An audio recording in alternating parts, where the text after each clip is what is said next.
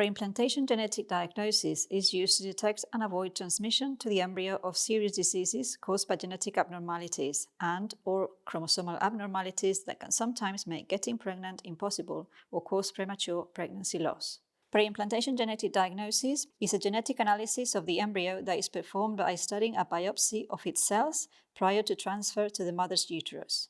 The information obtained means that we can avoid transfer of embryos that, as a result of chromosomal abnormalities, would lead to premature pregnancy loss or that would not lead to the birth of a child.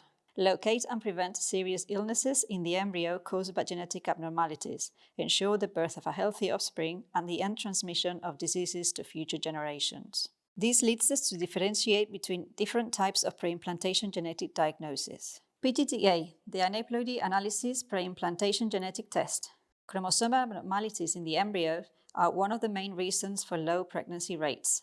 Only embryos with a precise quantity of chromosomes lead to the birth of a healthy child. This technique means that abnormal embryos can be ruled out even if, from a physical point of view, they appear to be good quality embryos. To avoid transfer, couples can avoid gestating an affected child, embryo implantation failure, or premature pregnancy loss. Women who plan to have children when they are older, over 35 years of age, women who have had recurrent pregnancy loss and/or earlier embryo implantation failure in 2 or more cycles of in vitro fertilization, patients with chromosomal abnormality diagnosis. PGDM, pre-implantation genetic testing for detecting monogenic disorders. This consists of a genetic analysis of embryos in couples who are carriers of a hereditary disease. It means that the abnormality or mutation in a gene that causes a disease can be detected. The first step entails performing a genetic analysis on the future parents.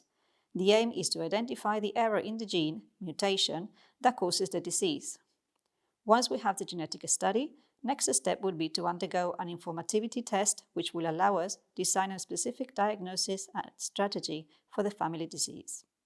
Couples in which one partner has a genetic disorder with dominant inheritance, couples in which the mother is a carrier of a genetic disorder that is linked to the child's sex, couples in which both partners are carriers of a genetic disorder with recessive inheritance.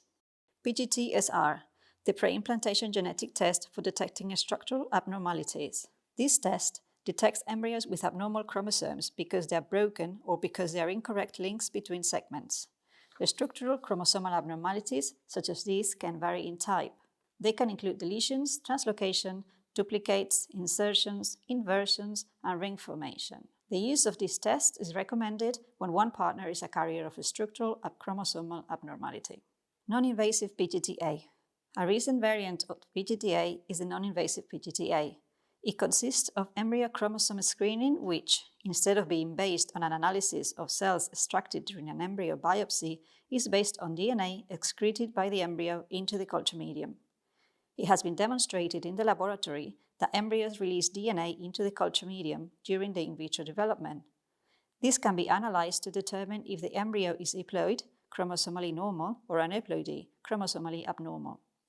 Initial studies show that these analyses provide similar results to a biopsy pgda. However, they are not yet equally as precise or reliable as the conventional pgda, chromosomal diagnosis of embryos. In other words, we will have to balance the advantage of being less invasive against decreased trust in the results obtained. Couples from whom the ethical or personal reasons having an embryo biopsy is complicated.